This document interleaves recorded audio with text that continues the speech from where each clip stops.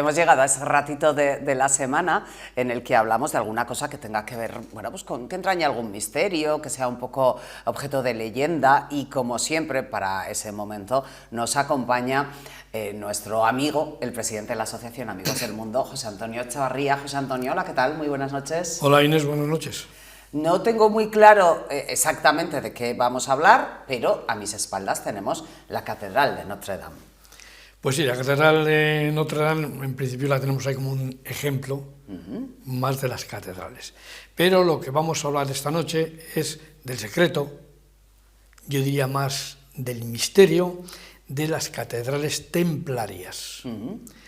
¿Esconde los templarios algún secreto en las construcciones góticas? Sería una de nuestras preguntas. Y casi con seguridad podemos decir que efectivamente el Temple estaría detrás o habría aportado las claves ocultas que se esconden en la construcción de estos edificios que muchas veces a través de lo que ellos llaman la palabra perdida se activa su magia, vamos a decir. De los templarios se ha escrito tanto, ¿verdad? Hay tantas cosas relacionadas con los templarios. Sí. Yo cuando leí lo de la palabra está perdida, me llamó un poquito la atención. ¿Qué es esto de la palabra perdida? Bueno, pues ya se hablaba hace muchísimos años de esta palabra perdida, que era, según los estudiosos, un nombre secreto guardado con reverencia y temor. Más que temor y terror, diría yo, ¿no? Bien, como tú decías, efectivamente los templarios han segregado una serie de historias. Los templarios han dado para mucho. Sabemos que eran unos monjes guerreros que fueron a Jerusalén y su principal, diríamos, fin era el proteger a los cristianos que iban a venerar aquella ciudad sagrada, ¿no? Pero dentro de la realidad del mundo templario hay dos cosas que son seguras. Una, que efectivamente existieron, y otra, que fueron eliminados. Y a partir de ahí se han escrito, como tú bien decías, bueno, historias, leyendas, un montón de bibliografía, podríamos decir, en torno a todo eso. Luego hay muchas novelas de fantasía, me refiero, que tienen a los templarios como eje principal. Claro, pero mucho de lo que se habla, como acabo de decir más o menos, viene a ser una especulación, porque tampoco hay una documentación, diríamos, tangible de esta situación o esta vida, por decir de alguna manera, de los templarios. Todo lo relacionado con ellos efectivamente nos atrae. Buscamos, estos monjes guerreros, pero ¿cómo podían ser unos monjes guerreros? Bueno, su fin, como hemos dicho, era defender a aquellos peregrinos que iban a esta tierra de Jerusalén. Pero estas construcciones relacionadas con ellos, estas catedrales, sabemos que tuvieron su auge precisamente en la vida de los templarios, en la época que les tocó vivir, pero también empiezan a desaparecer junto con los templarios. O sea, ese fervor, ese favor de construcción, o esas ansias de construir, pues resulta que va desapareciendo poquito a poco. Es decir, resumiríamos diciendo que durante esta época de esplendor de la Orden del Temple se construyeron la mayoría de las catedrales góticas, sobre todo en Francia. La historia, o los historiadores, aseguran que un noble procedente de la Champaña, antes hacíamos una broma con Miguel diciendo que este fue el inventor del champán, llamado Hugo de Pins, se presentó ante el rey Balduino II en Jerusalén junto a otros caballeros francos y flamencos a ofrecerse para la protección, como hemos dicho, de todas aquellas personas que iban a Jerusalén. ¿Qué ocurre? Que aquellos hombres fueron precisamente el embrión de la constitución de la Orden del Temple, que tampoco hay excesiva documentación de toda esta orden. Se escribe mucho, vamos a repetir, pero existe un gran vacío sobre la constitución, efectivamente, irreal de esta Orden del Temple. El resumen parece ser que hubo estos 9 caballeros con Hugo de Payns, que... 9 eran 9, concretamente 9. Pero son 9 y están 9 años en Jerusalén, en Tierra Santa. Pero 9 son muy pocos, hombre. Bien, pero como decíamos antes, quizá estos fueron el embrión el germen, de la constitución por ahí, sí. de la Orden del Temple. Estuvieron allí durante 9 años, como decimos, y su cometido, repito, era proteger a los peregrinos que viajaban a Tierra Santa. A partir de ahí se constituyeron numerosas teorías. Sobre todo, hay una muy importante, y podríamos decir que casi es yo diría que la auténtica o la realidad, ¿no? Que con la disculpa de la protección de los peregrinos, no podemos olvidar que eran monjes, sí, guerreros, pero monjes. Y esa teoría principal era que estos monjes, cuando estuvieron en Jerusalén esos 9 años, o sea, 9 caballeros, 9 años, lo que estuvieron buscando era el Santo Grial, el Arca de la Alianza y la Sábana Santa. Yo digo que para mí esa es la teoría. Y desde entonces seguimos buscándolo, ¿eh? Y desde entonces seguimos buscando. Pero por eso decíamos que hay varias teorías sobre la Orden del Temple que, como tú me dices, todavía seguimos en la oscuridad y entre las Bueno, perdón, tinieblas. que el Santo Grial tenemos 2 en España, a falta de uno, pero... Sí, pero bueno, cuando aquello le estaban buscando, no existía. Hombre, también había la teoría que yo ya comenté en su día, de cuando hablamos de Santo Toribio, de que se decía que en Santo Toribio estaba la alianza, el Arca de la Alianza. Cuando aquella guerra entre el conde y no solamente el Ignum Crucis, sino pero bueno, la eso Alianza. está ahí, porque el padre Flores, creo recordar, fue el que lo recogió en un estudio que hizo. Pero bueno, eso lo dejaremos para otro momento, ¿no? Todavía hoy, en el día de hoy, existen numerosos secretos de los templarios que no han sido descubiertos y otros que sí han sido descubiertos aún no han sido resueltos.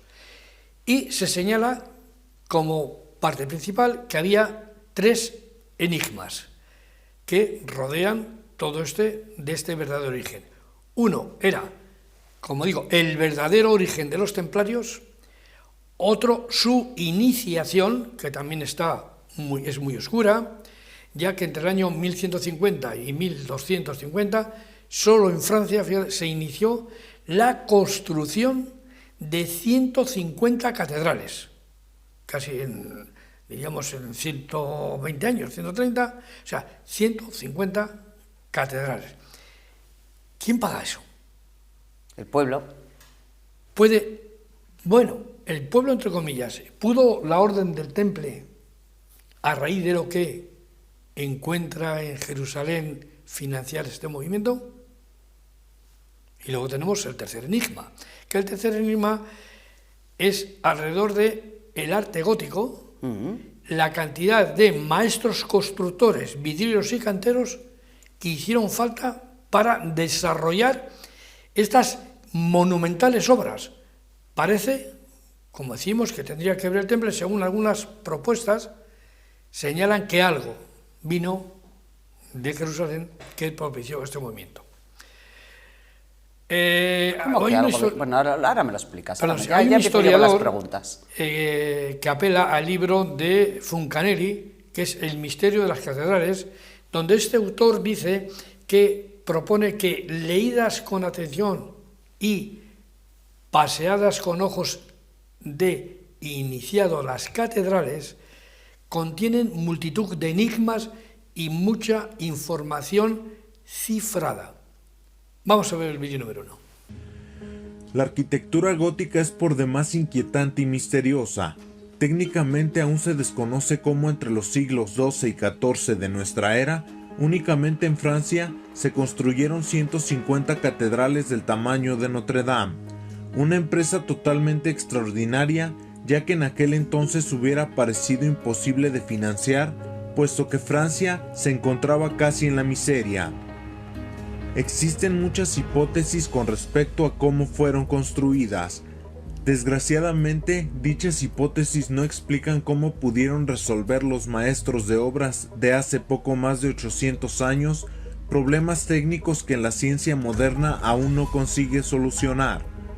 Pudiera ser que gran parte del secreto se encuentre escondido detrás de la palabra arte gótico, ars gótico, que para algunos estudiosos de los idiomas es un derivado de la palabra argot, que significa lenguaje secreto que solo los iniciados son capaces de comprender. ¿Y cómo dudar esto? Ya que dichas catedrales no solo son lugares dedicados a la adoración, sino que parecerían ser grandes libros de piedra que hablan de conocimientos y técnicas que desgraciadamente para el hombre moderno permanecen en el mayor de los secretos. José Antonio, entre símbolos templarios y símbolos de los masones no queda hueco para mucho más, ¿eh? No, efectivamente, porque yo cada vez que veo una catedral, lo primero que me pongo a buscar es simbología, ¿no? A ver qué hay por ahí. Sobre todo los signos de los templarios. Tendríamos que decir, y quizás remontándonos un poquito al principio, la atracción que la Orden del Temple ha mantenido sobre todas las personas, ¿no? Porque todo el mundo, da igual el tipo de religión que tengas, es un atractivo cuando se habla de la Orden del Temple. Dice que como cuando hablamos del Temple o vemos algo del Temple, es como si pulsáramos una tecla invisible y dentro de nuestro espíritu algo se despierta. Es lo mismo, decía este autor, que cuando entras en una catedral gótica, lo primero ¿qué te ocurre? A mí al menos así me ocurre. Bueno, el arte gótico, una catedral gótica, sobrecoge mucho, ¿no? La sensación que tienes es un poco la de deslumbramiento. Sí, yo lo que diría que mi primer sentimiento cuando entré en una de las catedrales, que aquí en España las tenemos muy buenas, fue el de sentirme así pequeño ante esa grandiosidad, ¿no? Pero la segunda parte, que casi podríamos decir la principal o la primera, es entras por la puerta y miras hacia el techo. Ves aquella inmensidad y automáticamente hasta aquella gente que no cree en las iglesias, porque al fin y al cabo no se ve, o sea, todo el turismo que va a las catedrales no tiene que ser necesariamente cristiano o católico, ¿no? No, para nada. Pero parece ser que es como si tu mirada se elevara al cielo y como a su vez en ese momento recibieras como una descarga de energía que te viene, ¿no? O sea, la cúpula de la catedral gótica te hace estar más cerca de Dios. Efectivamente, es esa energía, diríamos, especial, como un sentimiento, no sé, que te atrae y empiezas a mirar. Luego, por otra parte, ¿qué hay ahí? Porque podemos decir, bueno, es una estructura, es una construcción más, pero tiene su importancia y su relevancia, que es que los lugares, que luego haremos un pequeño matiz, donde se construían estas catedrales, no estaba elegido al azar. O sea, no pensemos que venga, vamos a hacer aquí una catedral. No es así. Luego matizaremos un poquito, ¿no? El arte gótico, dice, nació con unas funciones astronómicas, claro, no hay nada más que ver el tipo de construcciones para decir esto es una bestialidad, ¿no? Y se toma como ejemplo las monumentales pirámides de Egipto. Es decir, es como si quisiéramos equiparar nuestras catedrales a Egipto. Pero ¿todo esto es casualidad? No es una casualidad. Eso es una preparación. Y todas esas, diríamos, agujas de piedra que tienen estas construcciones, que se elevan, están todas envueltas en un misterio. ¿Por qué? Por algo los templarios se mantuvieron también entre Jerusalén y Egipto. Hay estas numerosas catedrales complicadísimas, además. Yo tuve la suerte de visitar tanto la Notre Dame como la de Chartres, la cual tiene un grandioso laberinto, que este laberinto también era una de las partes principales de esas catedrales, que también tiene una pequeña exposición. Por ejemplo, la catedral como de Chartres, que se erige en Francia a partir del año 1130, y en menos de 100 años, sin que hoy sepamos aún de dónde salieron, como decíamos antes, tantos maestros en el nuevo arte de construir esos arcos de ojiva que conocemos, porque eso es complicadísimo. Se pusieron a la vez que Chartres otras 80 obras góticas, o sea, fíjate, 80 catedrales, y todo ello en Francia. En el periodo este que decíamos, aparte de estas 80 que se ponen en marcha, expresamente hay 20 que se inician en el mismo momento. Y claro, bueno, esto, para hacer esto en 100 años... El fervor cristiano, el cristianismo estaba de moda en ese momento. Claro, pero resulta, fíjate, que según la información que se tiene, se movió más tierra o más cantidad de metros cúbicos, pues esto es piedra, más cantidad de metros cúbicos en piedra para hacer estas catedrales que todo lo que se llevó para la construcción de las pirámides. O sea, que fue bastante más. Francia, que en el siglo XII tenía unos 15 millones de habitantes, a pesar de haber pasado la guerra de las cruzadas, no tenía necesidad de dinero. Pero claro, afrontar todo esto era un capitalazo que podría dejarlo todo descapitalizado, por decir de alguna manera, ¿no? Y hay en esta historia diferentes lagunas que, como decíamos antes, aún no han podido ser aclaradas del por qué se produjo esta fiebre catedralicia en Francia principalmente. Claro, hay que pensar que los templarios eran de Francia, ahí se inician, ¿no? Estudiosos ya modernos como Luis de Charpentier decían que habría que plantearlo como única explicación semejante a este afán constructivo el hallazgo, como decía al principio, por parte de los caballeros del Temple de algún secreto fabuloso en Tierra Santa que inyectó conocimientos y recursos a una Francia despauperada. ¿Y qué secreto pudo ser aquel? Se habla de tal vez el Arca de la Alianza. Podría ser, y podría ser en el Arca de la Alianza donde se guardaba no solo aquellos mandamientos de Moisés, sino el secreto de aquella palabra perdida. Tal vez pueda ser así, y tal vez ese dinero que conllevaba todo eso pudo ser el capital necesario para iniciar, hacer y terminar esas catedrales. Vamos con el vídeo 2. La Catedral de Notre Dame, construida entre los años 1163 a 1240. Para la mayoría de gente, Notre Dame es solo un bello ejemplo de arquitectura estilo gótico. Sin embargo, para muchos investigadores, este edificio, al igual que todas las edificaciones góticas, las piedras, los jeroglíficos y las estatuas que contienen, pudieran resguardar la clave del llamado secreto de los secretos. Aquí entramos en materia. Lo que estamos viendo es un sello utilizado por la Orden de los Caballeros del Temple o Caballeros Templarios, y fue encontrado en las ruinas de una fortaleza situada en Francia, en un lugar llamado Bosques de Oriente, perteneciente en aquel entonces al conde Hugo de Champaña, gran senescal de Francia, quien de manera abrupta cedió todas sus tierras y posesiones precisamente a los templarios, y dicha fortaleza en que se encontró el sello, como otras más, fueron erigidas por los caballeros templarios, poco después de que estos regresaron de un viaje a Jerusalén, y se convirtieron en la orden eclesiástica militar más rica y poderosa de Europa.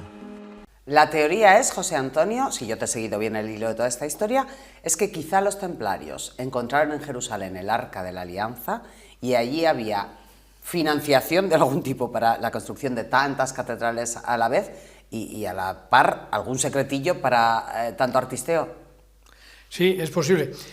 No precisamente pudiera ser encontrado en el Arca de la Alianza ese dinero, sino, diríamos, esa palabra perdida, esa alteración, por alguna forma, de la piedra, y, diríamos, el aval de la hipoteca de todo el dinero que fue necesario para esas construcciones. O sea, no era necesariamente dinero, pero sí la importancia que pudo tener lo que ahí encontraron. En el año 1969 se publica por primera vez un libro, vamos a decir, misterioso o curioso, que era titulado El misterio de la Catedral de Chartres. En él, el autor que hemos dicho antes, Louis Champretieres, que posiblemente fuera un seudónimo, no sabemos exactamente su nombre real, se preocupó por mostrar la existencia de un, vamos a decir, gigantesco plan maestro que explicaría la repentina obsesión de los franceses para edificar todas esas catedrales. Era, diríamos, una obsesión tardomedieval para esas edificaciones y, sobre todo en el norte de Francia. Para este autor, decía que detrás de aquel ímpetu creador no había duda que se ocultaban los caballeros del Temple y con una firme proposición de crear sobre su país, como hemos dicho antes, San Francisco, una suerte de modelo a escala de la región del cielo conocida como Virgo. Y Charpentier da todos los datos de la ubicación de este sistema de Virgo, vamos a decir. La constelación de Virgo. La comparación de esta con sus correspondientes estrellas, fíjate, y hasta los detalles de la magnitud. Pero en ello olvida... Pero hablamos de Virgo como Sagitario y Piscis. Sí, vale. Correcto, con las estrellas, ¿no? Porque sabes que las pirámides de Egipto, de alguna forma, también estaban orientadas en virtud de la situación de las estrellas. Lo que pasa que de ahí eran de la constelación de Orión, si no recuerdo mal, ¿no? Dice, él olvidaba que por qué se imitaban los primeros templos góticos, la constelación de Virgo, él decía, y no otra cualquiera. Decía, ¿por qué claro, tiene que ser? Pues era lo siguiente que te iba a preguntar. Digo, ¿qué tiene Virgo que no tenga pues, Géminis? Algo tiene simbiología, ¿vale? Y entonces, quizás era para justificar la advocación de las nuevas catedrales, de las nuevas iglesias, a la Virgen. ¿Es posible? Pudiera ser. Aunque ciertamente el culto a la Virgen, a Nuestra Señora, se inicia precisamente en la cristiandad alrededor de esos años.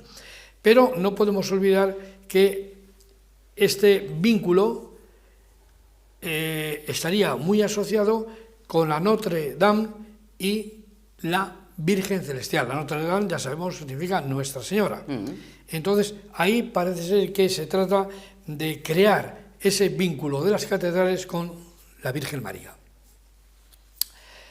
Según este autor, porque a través de este libro que hemos dicho antes, hubo muchísimas explicaciones, se erigen todas las catedrales bajo la vocación de la Virgen María, de Nuestra Señora, entre los siglos XII y XIII, que es cuando se construyen, sobre todo en las regiones del Champaña, ¿vale?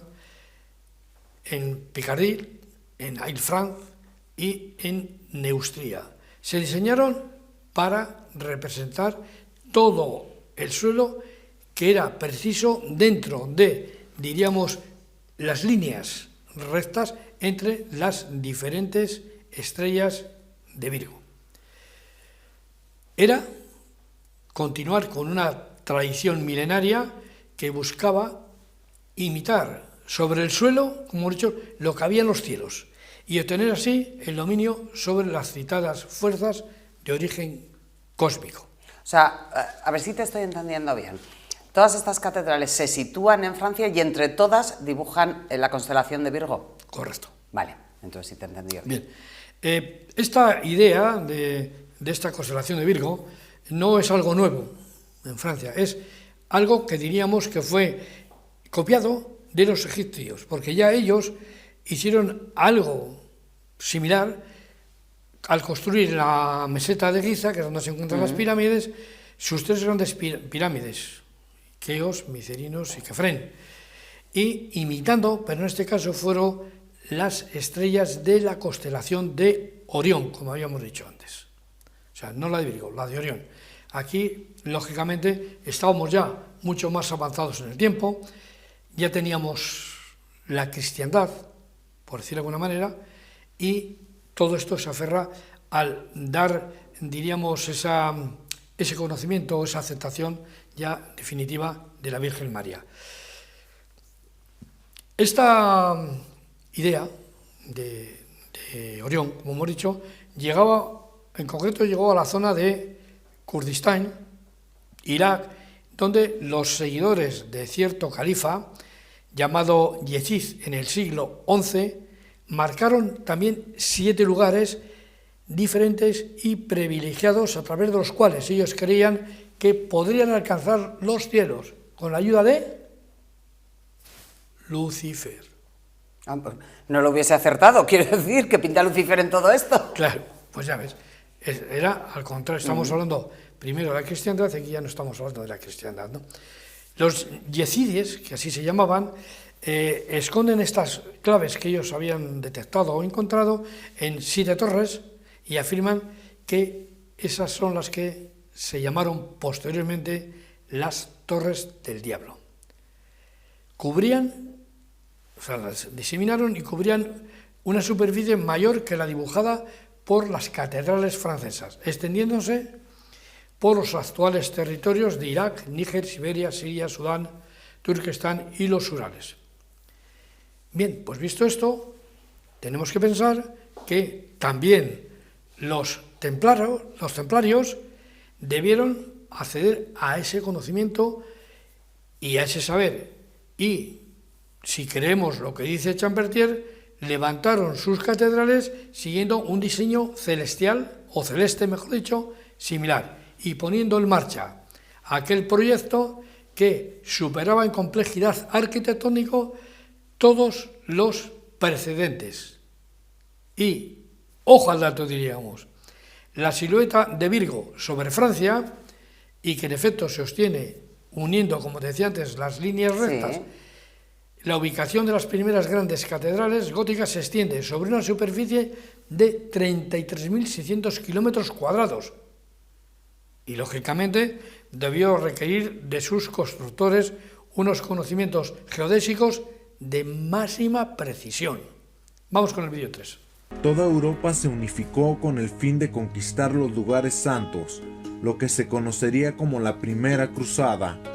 Por esas fechas, el conde Hugo de Champaña hizo un viaje a Tierra Santa para combatir en la Primera Cruzada, pero repentinamente regresó a Francia dirigiéndose a un monasterio donde pidió hablar con el padre abad Bernardo de Clairvaux. Los documentos no aclaran de qué hablaron, pero narran que de inmediato el padre pidió se estudiaran minuciosamente la Biblia en hebreo. Tiempo después, el abad comunicó los resultados del estudio al conde de Champaña, y es justo en este momento cuando el conde renuncia a todas sus posesiones. ¿Qué descubrieron que los hizo tomar estas decisiones?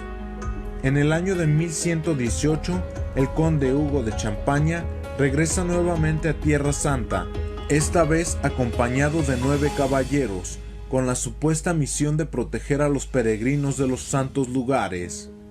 Al llegar a Jerusalén, se dirigieron rápidamente con el procurador Balduino II, quien residía en lo que antiguamente se levantaba el templo de Salomón.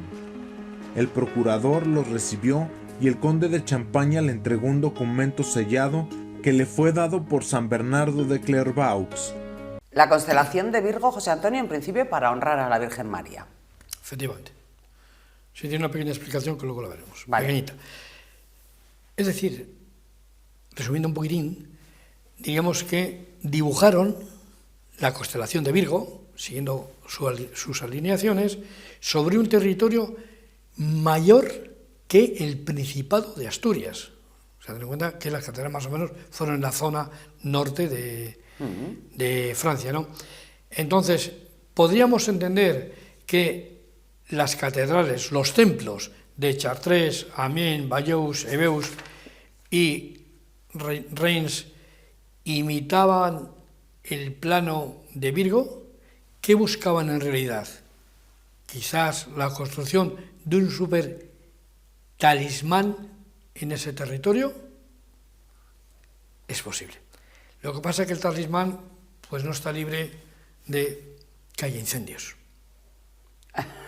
Como el de Notre Dame. Como nos ocurrió en Notre Dame, que era una de las catedrales, diríamos, góticas más importantes de, no voy a decir de la cristiandad, porque realmente, como he dicho antes, son monumentos, en resumen, Total, que son visitados por todo el mundo, o sea, de todo tipo de religiones. El incendio de Notre Dame fue tristísimo. Sí, quiero decir, para el patrimonio de la humanidad fue algo terrible. Y encima, lo peor fue que lo vimos en directo. Claro, y ha sido hace 4 días, porque hay otras cosas que han ocurrido, el patrimonio que se ha destruido, pero en otro momento de la historia. Claro. Pero hoy por hoy, claro, que tendemos a elevar a veces a la categoría de monumento cosas que igual no lo son tanto, bueno, pues que Notre Dame se incendiase ante los ojos de todas las cámaras de televisión del mundo, pues impresiona. Claro, hombre, pero fíjate, antes hablábamos, decíamos de los constructores, de los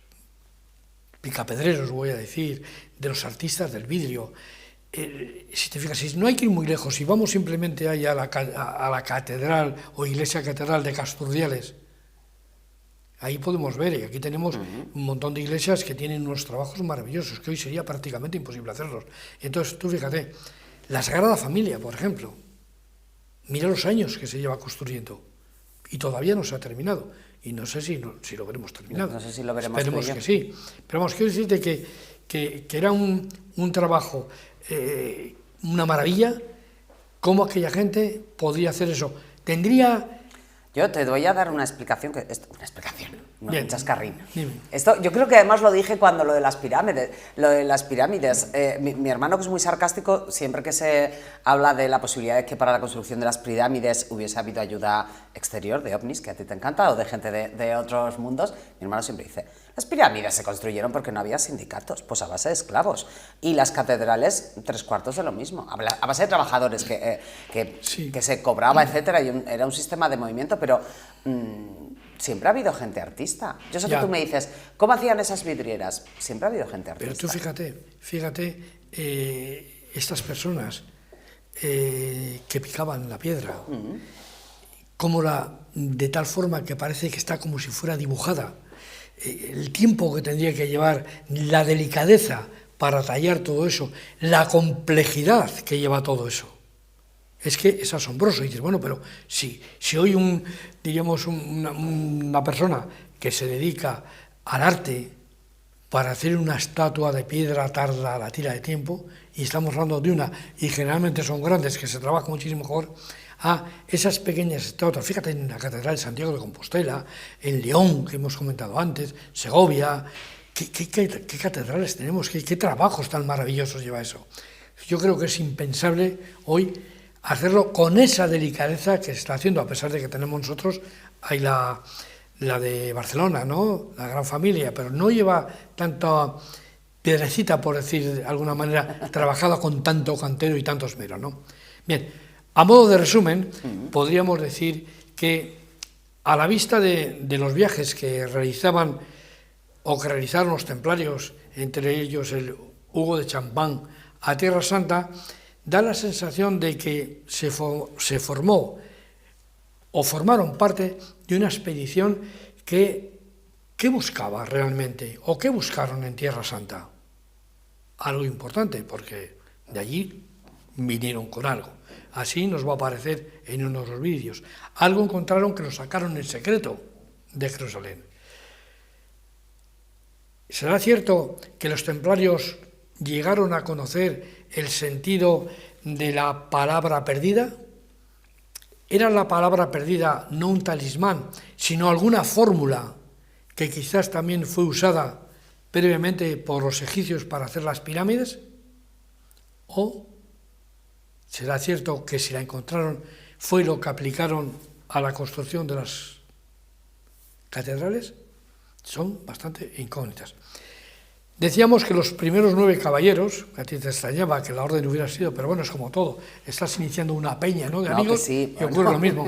Eran solo 9. Pero fíjate, es que estos 9 caballeros algo tuvieron que tener o traer, que se presentan ante el rey, como os he dicho antes, Baudino II de Jerusalén. Y este le dio parte de su palacio sin dudarlo. ¿qué ha pasado ahí? ¿No es eso una explicación muy descabellada? O sea, que se presentan 4 personajes ante un rey todopoderoso, por decirlo de alguna manera, y les da medio palacio para ellos. Bueno, y repetimos que la palabra perdida daba vida a la piedra, según algunos investigadores, no todo, porque ya sabes que esto es un poco los egipcios. Cuando hablamos de la construcción de las pirámides de Egipto, se dice o se presume que se había quitado a las piedras su carga, por decir de alguna manera, su peso. Para que las pudiesen manipular. Efectivamente. Y luego, bueno, es que además en laboratorio sí se ha conseguido, pero lo que no se ha conseguido es volverle a dar otra vez ese peso, ¿no? Pero esta palabra perdida, que como decimos era la que posiblemente daba vida a la piedra, se pudo custodiar efectivamente en ese receptáculo que decíamos, posiblemente en la mítica Arca de la Alianza. Como decíamos, esta palabra perdida es un nombre sagrado, y decíamos que es un nombre sagrado guardado con reverencia y temor. Si nos vamos al Padre Flórez, cuando hablaba de Santo Toribio, cuando esa tapa teóricamente se abre, si es que estaba allí, ahí se volvieron todos ciegos. Eso es lo que dice el Padre Flórez. Sí, eso es lo que cuenta. Entonces, ¿qué sabemos lo que hay? Pues no lo sabemos. ¿Qué puede ser eso? Pues bien, entre zodiacos, laberintos, Arca de la Alianza y todo nos lleva a pensar que las catedrales realmente son un libro de piedra que contendría saberes arcanos. Otra cosa es que nosotros sepamos interpretarlo. Eso ya es más difícil. Y podríamos decir que por último tenemos que enumerar las claves herméticas de una catedral. Aquí es donde decía yo antes que tendremos una pequeña explicación para la tierra donde se construían. La tierra donde se construían efectivamente era una tierra elegida. Era una tierra que, como nos ocurrió en España, previamente había tenido lugares de culto. Culto, en general, no necesariamente cristiano, cultos. Luego podríamos hablar de la portada, y aquí es donde hablamos de la Virgen. Sus equivoltas, que son las vueltas que da, los pliegues, diríamos, de la vulva de la diosa Primoridia, de la entrada custodiada por seres que observan desde capiteles y doseles. Es decir, la forma, todos sabemos lo que es la vulva, no tenemos que dar más explicaciones, ¿no? Esa forma. Y esto, lógicamente, está relacionado con la Virgen, con una mujer. Sí, todos esos arquitos así, y aquí con los doseles que suelen tener figurinas. Efectivamente. Luego la planta. La planta, como sabemos, en todavía las iglesias modernas, está formada por una cruz latina y unida por un semicírculo, que es normalmente donde se instala el altar o el ábside. Y esto se asemeja con la cruz Ankh egipcia, lo que hemos venido llamando la llave de la vida. Sabemos todos la cruz egipcia que lleva luego... Sí, que lleva como el chirigüinchi pues hacia arriba. Lo que viene a darnos también una influencia, lógicamente, de esos iniciales creadores. ¿Quién? Los egipcios. La columna o las columnas de la portada. Con frecuencia, todas estas entradas están franqueadas por 2 torres. Ahí en la pantalla vemos la fotografía de Notre Dame antes de quemarse y ahí vemos las 2 torres. Pero si nos fijamos en todas las catedrales góticas, tenemos siempre las 2 torres. Esto viene como un reconocimiento, diríamos, de las columnas de Jaquín y Boez del Templo de Salomón. Estamos interrelacionando, fíjate, estamos interrelacionando lo egipcio con casi lo católico, lo católico no, lo cristiano, ¿no? Y también es importante la geometría, la audacia matemática de la fabricación de las 3 naves que conllevan. La central como hemos dicho antes, que es cuando tú entras por la puerta, lo primero que se te va la vista es al cielo, a ver, vaya altura, qué columnas, ¿no? Lo primero, nuestra expresión, y las laterales son disciplinarias que todas ellas conducen al final a un punto sagrado. Vamos con el último vídeo, el cuarto. Dice que desde esta torre hasta el lugar del templo que ocuparon los caballeros existía un pasaje subterráneo, y fue justo en este pasaje, ubicado en un lugar bajo el llamado Muro de las Lamentaciones, antiguamente el Templo de Salomón, que dichos caballeros encontraron un cofre empotrado en una pared del pasadizo. Se dice que tiempo después partieron a Europa 5 caballeros llevando algo oculto bajo un velo, sin que en Jerusalén se supiera qué llevaban los misteriosos caballeros. Al llegar a Francia, el grupo de hombres fue nombrado por el rey como la Orden del Temple, quienes fueron dirigidos por el primer gran maestre, Hugues de Pins, sobrino del conde de Champaña. Se dice que los templarios hacían votos de obediencia, pobreza personal y castidad, y una prueba de ello sería el sello de los templarios, donde podemos ver a 2 jinetes compartiendo un solo corcel, lo que hablaría de que solo se disponía de un solo caballo por cada 2 jinetes. Pero lo increíble del asunto es que bajo la influencia de los caballeros templarios, todo Occidente se transformó, surgiendo entre otras nuevas manifestaciones las catedrales góticas. Pero ¿quiénes fueron esos grandes maestros de obras que dirigieron esa maravillosa nueva forma arquitectónica? Tal vez la explicación esté en el signo de autoridad que distinguía al jefe, el gran maestre de los templarios, quien poseía un bastón llamado abacus, que era una medida conocida como el bastón viviente de Aarón. Nos habíamos quedado, José Antonio, hablando de la planta de una catedral. La planta, si mirásemos la catedral desde arriba, la silueta que marca en el suelo la catedral. Efectivamente. Bien, luego tendríamos que hablar de el bosque de piedra. Entonces, todas las bóvedas se suspenden como si fuera encima de las copas de los árboles. Aquí decían de paganos, pero bueno, los árboles, yo creo que no hay ni paganos, ni católicos, ni cristianos, ¿no? Son árboles. De una forma, diríamos, casi mágica, en un vasto bosque de columnas. Yo cuando estuve viendo la catedral de la Sagrada Familia, con mi amigo Bartolomé Bió, que dicho sea de paso es guía también de esta catedral, pues él me explicaba que Gaudí, y en los panfletos que tiene ahí de cómo lo fue diseñando, se recoge que él diseña las columnas y las ramificaciones de las columnas para sujetar los techos como si fueran copas de árboles. Es decir, las ramas fuertes de los árboles que salen son los que sujetaban. Y si lo ves, te pones a mirarlo y efectivamente, oye, es clavado, ¿no? Entonces, es un bosque, claro, las columnas es aquello que es un monumental y tiene que tener, pues efectivamente, un bosque lleno de columnas, ¿no? Luego también tiene o recoge la luz y las sombras. Todas las catedrales, si te das cuenta, hay unas todas zonas juegan con la luz, donde con la iluminación. La luz entra a través de las vidrieras y va normalmente a un punto concreto. Es decir, mires donde mires, siempre la luz va ahí. Tenemos que pensar que cuando se construyeron solo había luz natural, entonces tenían que jugar con la entrada de esa luz natural. Claro. Sí, era muy importante la luz natural ahí, claro.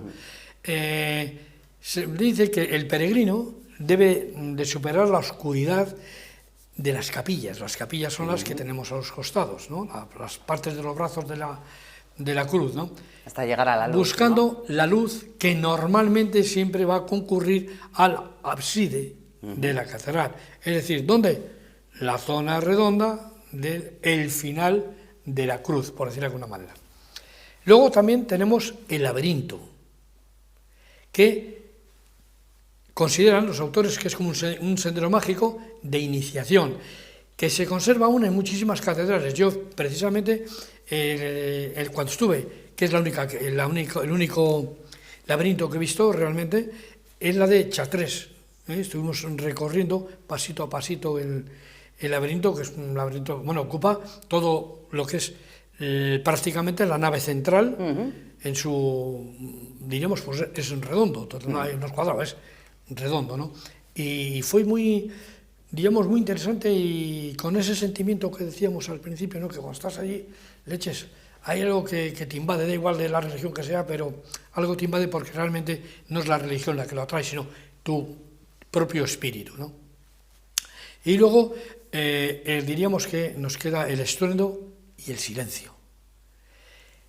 Lo bonito, lo bueno, lo mejor al visitar una catedral es si solo o con un pequeñito grupo donde reine el silencio y tú puedas observar, diríamos, el roce de las piedras al andar, de esa tensión milenaria que tiene toda la enervadura, o la nervadura, mejor dicho, que parece ser que cantan como notas y que alteran de alguna forma esa psique que yo decía antes, ¿no? Porque si tú te quedas sentado en el banco de una catedral, hombre, las iglesias también pasa, pero las iglesias modernas menos. No, aquí tendremos, por ejemplo, no, si las estás en una iglesias construcción un poco de este antigua, tipo, ya te entiendo. Te sientas allí y parece que te empieza, no hace falta que creas en Dios ni nada, ¿no? Pero empiezas a sentir una paz, una tranquilidad. ¿De dónde es eso? De tu propio espíritu. Y llamámosle católico, musulmán, como quieras. Están diseñadas para el recogimiento. Efectivamente, están diseñadas para despertar tu ser interior. Total y absolutamente. Me ha gustado mucho el tema de las catedrales, José Antonio. Muy bonito. Sí, muy bonito. Da lugar a mucha investigación, porque hay catedrales que... No investigación solamente, sino visitar catedrales. Yo ya voy visitando unas cuantas y cuanto más las ves, la verdad es que más te atraen el ir a visitar. Lo que ocurre es que es difícil ver catedrales, sobre todo de la magnitud de algunas de las catedrales de las que estábamos hablando, en recogimiento, con poca gente o con un grupo reducido. Tienes que ir a obras un poco... Algunas son raras. lugares de culto todavía, otras solamente son ya lugares turísticos, pero evidentemente están visitadas por mucha gente. Entonces lo de pasear por la Catedral de Burgos y estar un poco solo se hace complicado. Es complicado, sí. O vas muy pronto, pero o vas muy tarde. Eso mismo iba a decir, hay que madrugar. Hay que madrugar, sí, pero bueno, también a última hora, o coger horas puntuales como pueden ser las horas de la comida, ¿no? Que hay menos gente y puedes ir a ese silencio, ¿no? A esas palabras del silencio, por decir de alguna manera, a esa palabra perdida que de alguna manera los espíritus te pueden influenciar sobre ello, ¿no? José Antonio Echevarría, muchísimas gracias por habernos acompañado una noche más y habernos traído este misterio de las catedrales francesas. Pues gracias a vosotros, como siempre, Inés, porque creo que estamos haciendo una bonita campaña desde 11TV de dar a conocer a la gente estos misterios, estas leyendas a veces, ¿no? De toda esta historia, y en este caso una historia, diríamos, más europea que otra cosa, pero que nos da lugar a ver, investigar, analizar de dónde salieron todos esos canteros, todos esos vidrieros y abrirnos un poquito más otra vez a ese mundo desconocido que desgraciadamente está empezando a quedar en el olvido. Y busquemos, leyamos, visitemos toda esta historia, como decíamos antes, esas catedrales que son unas enciclopedias vivientes de la vida y de la piedra. Por eso, queridos amigos, os invitamos a ello, a visitarlas, estudiarlas, porque como siempre decimos, el saber nos hará libres. Buenas noches y hasta el próximo día. Qué bien se despide José Antonio siempre, da gusto. Gracias, José Antonio. Nosotros, antes de terminar esta sección, vamos a mandar un saludo muy especial, que me ha venido a mí así un flash, a la madre de Álvaro Cacho, que nos visitaba el otro día, Álvaro, y nos dijo expresamente: mi madre no se pierde la sección de José Antonio. Así que un saludo para ella. Alto en el camino, que ahora volvemos.